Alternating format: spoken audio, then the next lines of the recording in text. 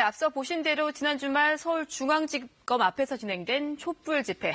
이렇게 촛불 집회가 열리던 그 시각에도 검찰 수사팀은 수사를 이어가고 있었습니다. 수사 사무실이 있는 곳은 중앙지검의 11층입니다. 집회 소리가 안 들릴 수가 없는 곳입니다.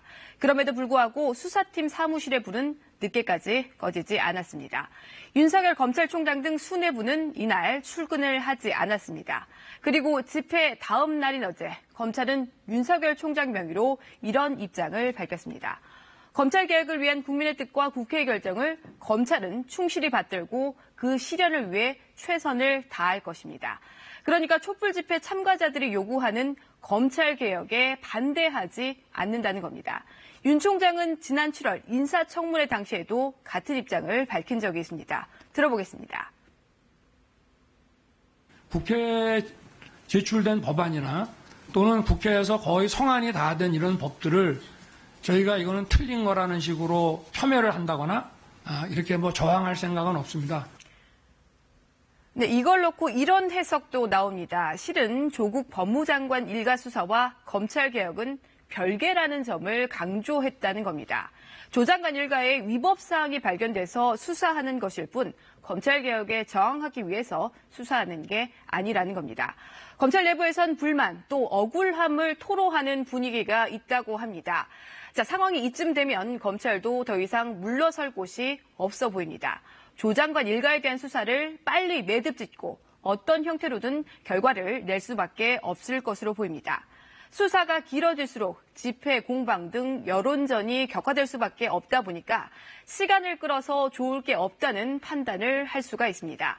이 같은 부담 때문에 수사에는 속도가 날 수밖에 없는 것 같은데 주말 내내 수사팀은 이번 주 소환이 유력한 조 장관의 배우자 정경심 교수 소환 준비에 집중했습니다. 또 사모펀드 관련 의혹의 핵심 인물인 조 장관의 오촌 조카 조모 씨를 어제도 소환해서 조사했습니다. 검찰이 그동안 진술과 물증을 광범위하게 확보한 이유는 의혹의 중심에선 정경심 교수를 겨냥한 것이라는 분석이 많습니다. 네, 검찰 출신의 한 변호사는 이 정도 상황이면 목숨 걸고 수사한다는 표현이 딱 맞다면서 어떤 형태로든 결과물을 내기 위해서 수사의 수사를 거듭하고 있을 것이라고 말했습니다. 이런 검찰 수사와는 별개로 주말을 지나면서 논란이 벌어지는 게 하나 있습니다. 앞서 보셨던 지난 주말 촛불 집회의 참가 인원에 관한 이야기입니다. 주최 측은 200만 명이 모였다고 하고 있습니다. 여당도 200만 명이 모였다고 주장합니다. 이재정 더불어민주당 대변인은 어제 서면 논평에서 200만 국민이 검찰청 앞에 모여서 검찰개혁을 외쳤다고 했습니다. 이인영 원내대표는 SNS에서 국민 마음속에 켜진 촛불까지 합치면 다시 1000만일 수도 있고 2000만일 수도 있을 것이라고 했습니다. 야당 즉각 반발하고 나섰습니다. 200만은 터무니없는 숫자라는 겁니다. 서초구청장 출신의 박성중 의원 이야기 들어보겠습니다.